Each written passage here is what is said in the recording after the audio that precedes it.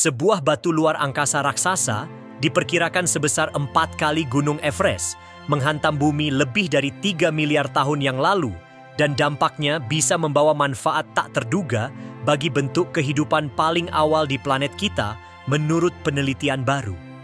Biasanya, ketika batu luar angkasa besar menghantam bumi, dampaknya sering dikaitkan dengan kehancuran besar, seperti dalam kasus kepunahan dinosaurus 66 juta tahun yang lalu, ketika asteroid selebar 10 km menghantam lepas pantai semenanjung Yucatan di Meksiko. Namun, bumi pada saat itu masih muda dan sangat berbeda ketika meteorit S2, dengan massa 50 hingga 200 kali lebih besar daripada asteroid Chicxulub yang memusnahkan dinosaurus, menghantam planet ini 3,26 miliar tahun yang lalu, kata Nadja Drabon, asisten profesor ilmu bumi dan planet di Universitas Harvard. Penelitian baru Drabon yang dipublikasikan pada Senin di jurnal Proceedings of the National Academy of Sciences menggambarkan dampak S2 dan perubahan yang terjadi setelahnya.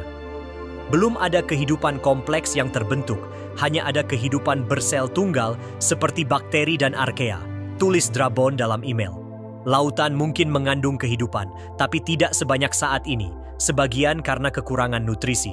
Beberapa orang bahkan menggambarkan lautan Archean sebagai gurun biologis.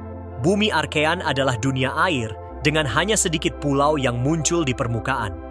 Ketika meteorit S2 menghantam, terjadi kekacauan global, tetapi dampaknya juga mengaduk bahan-bahan yang mungkin memperkaya kehidupan bakteri, kata Drabon.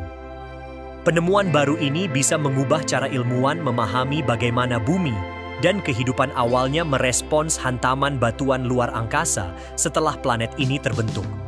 Dalam upaya untuk memahami dampak ini, Drabon dan rekan-rekannya melakukan penelitian di pegunungan Barberton Mahonjwa di Afrika Selatan, di mana terdapat bukti geologis dari 8 peristiwa dampak antara 3,6 miliar hingga 3,2 miliar tahun yang lalu.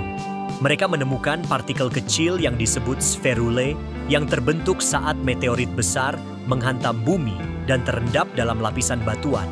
Sebelum dampak S2, lautan dianggap kekurangan nutrisi yang dibutuhkan untuk kehidupan. Namun, dampaknya justru melepaskan nutrisi penting seperti fosfor secara global yang membantu kehidupan bersel tunggal untuk berkembang. Dampak ini layaknya bom pupuk yang mempercepat evolusi kehidupan awal, kata Drabon.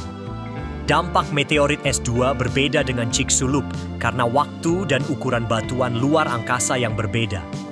Namun keduanya menyebabkan perubahan drastis pada atmosfer dan mempengaruhi mikroorganisme yang ada saat itu.